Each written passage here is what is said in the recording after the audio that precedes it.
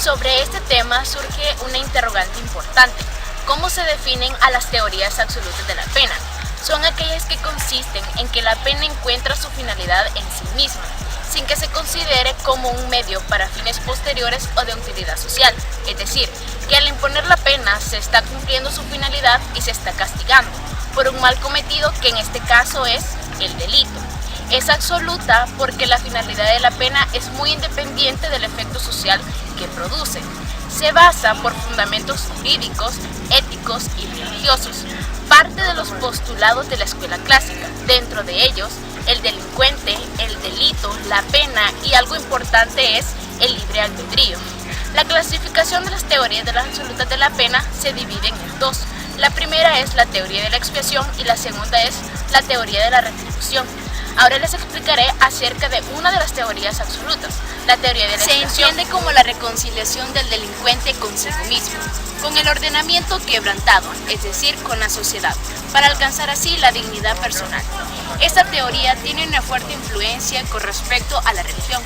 Es expiación porque se busca eliminar la culpa o el pecado por un tercero, pero esto tiene éxito si el culpable demuestra su verdadero y libre arrepentimiento.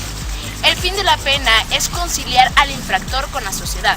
Su función es un castigo merecido por el pecado o el delito que se cometió. Existe una crítica con esta teoría, ya que se considera insuficiente porque no se busca o no se cumple la finalidad completa de la pena al restablecer la justicia, y no puede evitar que una persona se deje de delinquir. Y con respecto al Estado, no es un mecanismo efectivo para moldear los pensamientos y sentimientos de las personas en un sistema jurídico. Ahora vamos a hablar sobre la teoría de la retribución. La teoría de la retribución nos dice que la pena debe ser una compensación por el delito cometido por el delincuente. Este delito es un mal que el delincuente comete hacia la sociedad.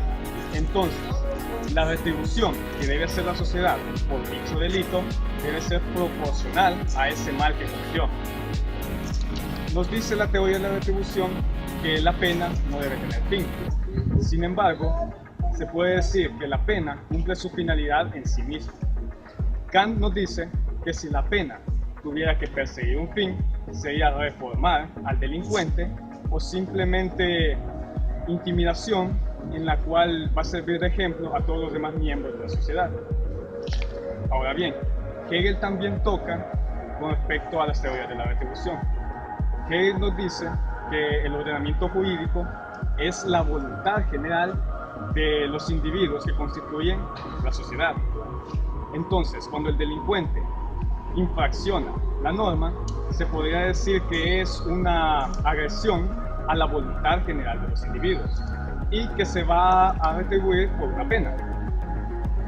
Entonces, Hegel también lo que nos dice es que las personas tienen libre albedrío, la capacidad de decidir entre lo bueno y lo malo, y por lo tanto nos vamos a enfocar en el acto delictivo y no en el delito en sí, puesto que a este al ejecutar el acto delictivo es culpable en sí mismo.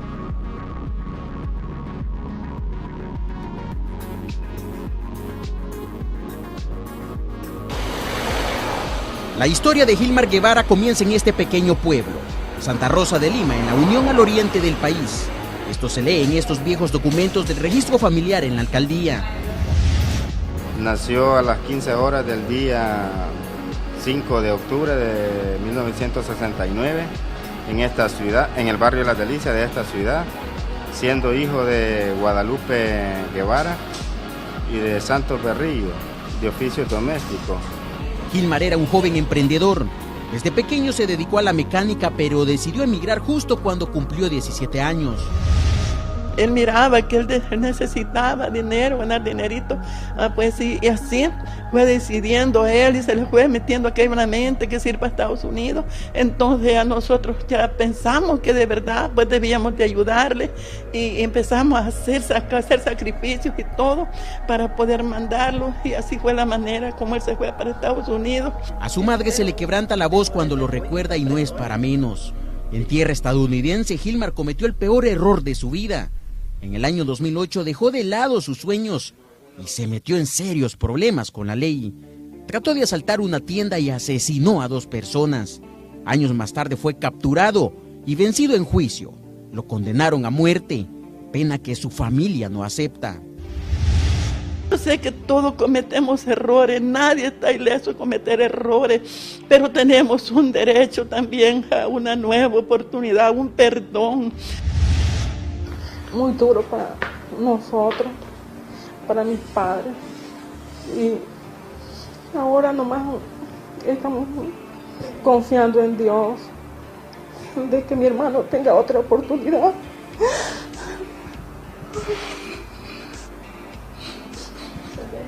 Que las personas que puedan ayudarnos, el consulado salvadoreño, que haga algo por eso. Desde que la condena fue dictada, familiares y amigos del compatriota han buscado que el caso sea apelado, pero todo ha sido en vano.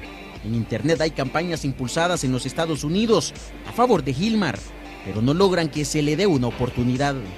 El salvadoreño está en el pabellón de la muerte en una cárcel de Texas, esperando el día de su ejecución.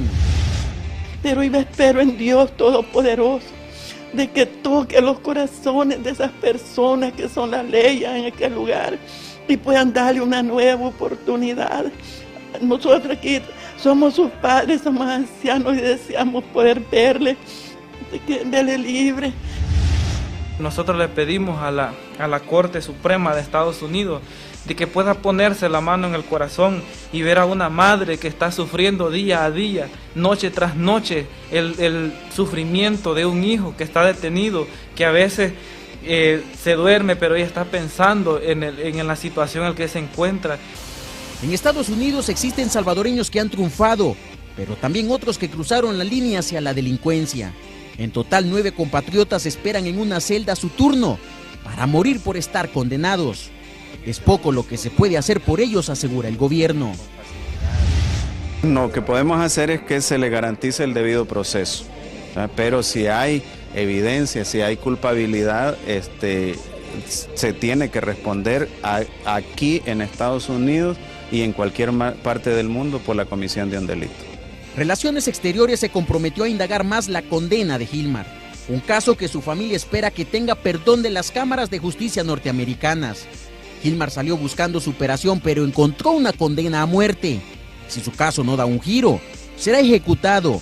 Con esto, la ley habrá saldado las 2 vidas que cegó el día que empuñó un arma y disparó contra un ciudadano coreano y un guatemalteco. En El Salvador, la pena de muerte no pasa de ser un debate que surge en periodos electorales, pero que el país no aplique la pena capital no significa que sus ciudadanos están exentos de ser condenados en otras naciones, como es el caso de Gilmar Guevara, quien pagará el delito que cometió con su vida. Julio Guevara, Noticiero Hechos.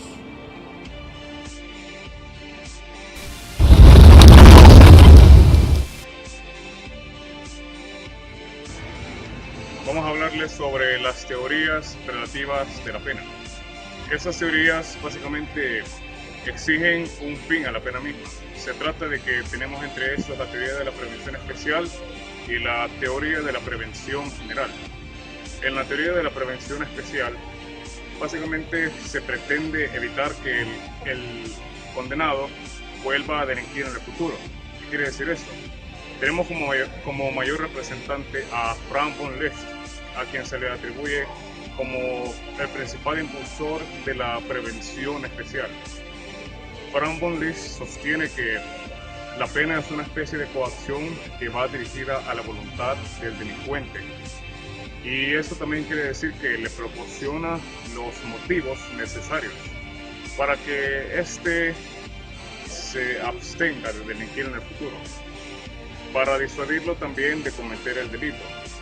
Esta tiene manifestación en 3 diferentes etapas. La prevención se manifiesta en 3 diferentes etapas. La primera es la inocuización. Aquí se aplica la pena de prisión a los delincuentes con el fin de proteger a la comunidad, básicamente que la sociedad misma se proteja de esas personas que no desisten de delinquir. En segundo lugar tenemos la corrección.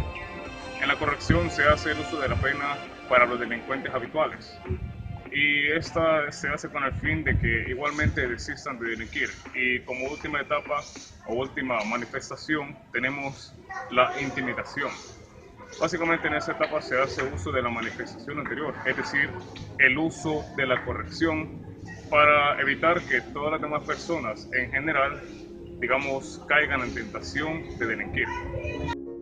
Continuando con la teoría general positiva, esta plantea que hay que reeducar, reintegrar y siempre con la ambición de que el delincuente al entrar sea una mala persona y al salir una buena persona. Con esto contribuye a que la sociedad tenga menos delitos. La teoría positiva, ya que esta plantea que hay que neutralizar en primera instancia al delincuente y luego eliminarlo, o eliminarlo como último.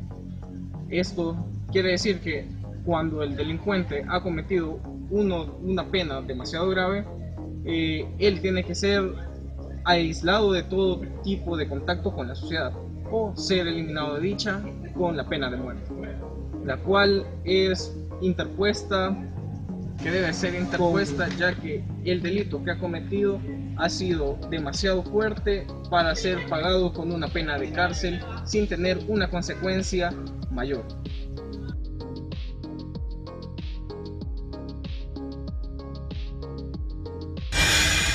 Bueno, y con una inversión de $200,000 fue inaugurada una panadería en el Centro de Readaptación de Mujeres de Ilopango. Más de 2.000 internas del Centro de Readaptación de Mujeres se beneficiarán con la panadería inaugurada por la Dirección General de Centros Penales con el apoyo de la Oficina de Antinarcóticos y Aplicación de la Ley de la Embajada de los Estados Unidos. La inauguración de esta panadería es parte del trabajo conjunto entre los gobiernos y la cooperación internacional, lo que es fundamental para el desarrollo sostenible de nuestro país. Más cuando los beneficiadas son mujeres privadas de libertad, quienes por mucho tiempo han sido estigmatizadas e invisibilizadas. Los programas de reinserción son fundamentales para romper con el ciclo de violencia. Y esta panadería es parte de ese esfuerzo de rehabilitación.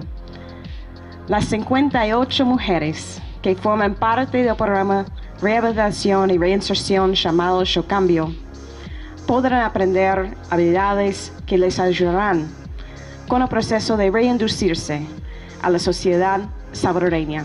Más de 30 internas participaron en la construcción de las instalaciones que servirán para que las mismas desarrollen sus habilidades y pongan en práctica sus conocimientos.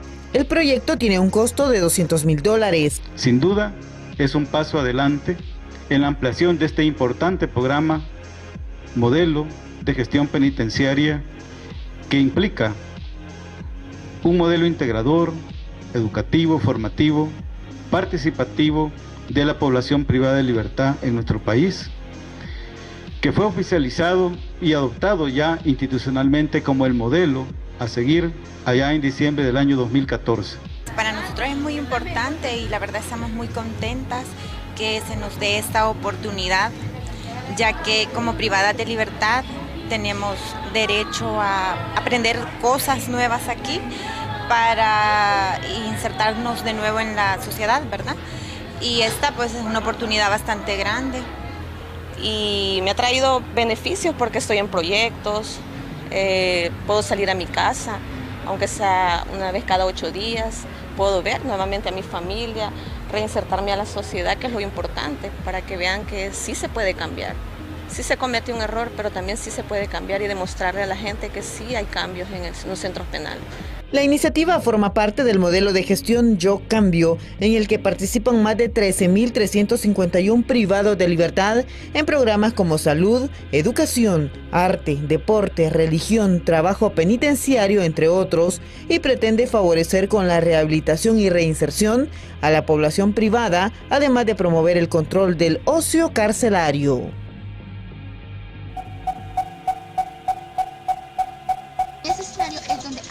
Mayor importancia lo que es la prevención general, tomando en cuenta que la condena se asimila como una amenaza ante la colectividad en caso que se cometiera un hecho semejante.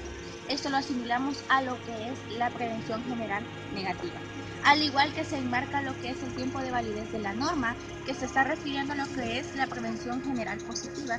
De igual manera se puede decir que esta teoría no enmarca lo que es la teoría de la prevención especial. ¿Por qué? Porque dice que esto puede llevar a prescindir la pena cuando existen probabilidades de reincidencia y extendería el tratamiento penitenciario hasta alcanzar la mejora del interno. Ahora bien, tratando con respecto a los momentos en los que se desarrolla la pena, Smith-Dawson señala que el legislador hace y es a quien le permite trasladar el valor de la sociedad, al igual que mantener la idea de la justicia. A los órganos de persecución penal por ejemplo, podemos mencionar a lo que es la policía y el Ministerio Público, que es a quienes les compete encarecer los delitos y llevar el infractor hacia el juez. Entonces, al juez se le atribuye la obligación de juzgar con arreglo al principio de legalidad y sancionar comparando la pena prevista a otros delitos anteriores. De igual forma, podemos mencionar a los funcionarios de ejecución penal, a los cuales se les reconoce el deber de ayudar al interno a que aproveche el tiempo en el que está en prisión. El condenado, el cual ha de procurar librarse de su culpabilidad, y a la sociedad a darle la purgada de la pena y aceptar el regreso del sujeto. O sea, estaríamos hablando de la conciliación de hechos dentro de la sociedad. Ahora bien, hablando de la teoría mixta o de la unión también conocida, podemos mencionar que estas se centran en lo que es la teoría absolutas y relativas, en la cual evidencia la existencia del mal de un fin de la pena. Es de ahí donde se derivan estas. Se menciona que son dominantes dentro del derecho contemporáneo. Comúnmente estas teorías asignan al derecho penal la función de proteger la sociedad, sin embargo la función deben agruparse en dos distintos grupos. En primer lugar, aquellas que postulan la protección de la sociedad ha de basarse en la retribución justa y que los fines de la prevención solo juegan un papel complementario dentro del marco de la retribución. Y en segundo lugar, las que sostienen que el fundamento de la pena es la defensa de la sociedad y la retribución corresponde únicamente a la función del límite máximo de las exigencias. Esto quiere decir la prevención, o sea, impidiendo que conduzcan a una pena superior a la merecida por el hecho antes cometido.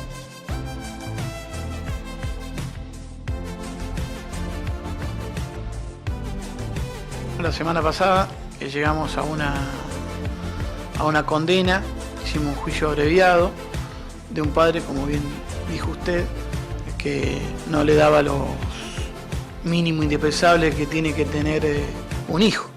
En este caso eran 2 hijos, que es para la subsistencia, el desarrollo de esas criaturas. Nosotros hicimos un proceso en virtud de la denuncia de la madre y llegamos a esa condena. ¿Cuál era la condena? La condena es de 1 mes en suspenso. Eso, bueno, vale una aclaración. El delito que nosotros perseguimos acá es el incumplimiento de los deberes de asistencia familiar. Y bueno, en este caso, la pena es de 1 mes a 2 años en el delito simple. En ese caso, hicimos un abreviado y como la persona no tenía antecedentes y insistía ante su incumplimiento en no pagar, no hacer efectivo ese alimento para sus hijos, no queda otra que llegar a una condena, ¿no es cierto? El hombre argumentó el hecho de no abonar la cuota alimentaria. No con argumentos o fundamentos dentro de la lógica de lo que se le está exigiendo. Sí, no era una persona que tenía una incapacidad, una persona que tenía un impedimento para trabajar, una persona que por su edad estaba en una situación que le impedía contribuir con la alimentación, con una obligación tan esencial como es y primordial que es alimentar a sus hijos, ¿no es cierto? Que bueno, que nosotros entendemos que el bien jurídico protegido justamente es aquel alimento que va dirigido a los menores o a personas que necesitan de ese alimento para subsistir y para desarrollarse. En el caso concreto era para sus hijos y obviamente que el padre es el primer obligado y quien tiene que contribuir para que sus hijos o sus hijos en este caso lleguen a la mayoría de edad con las herramientas necesarias para desarrollarse, ¿no es cierto? ¿Durante cuánto tiempo fue el incumplimiento en la entrega de la cuota? 1 año. 1 año es lo que se trajo a juicio, ¿no es cierto? Entendemos de que hay otro periodo hoy en día que puede ser sujeto a denuncia, que bueno, está en trámite de acuerdo a lo que la madre decida hacer, ¿no es cierto?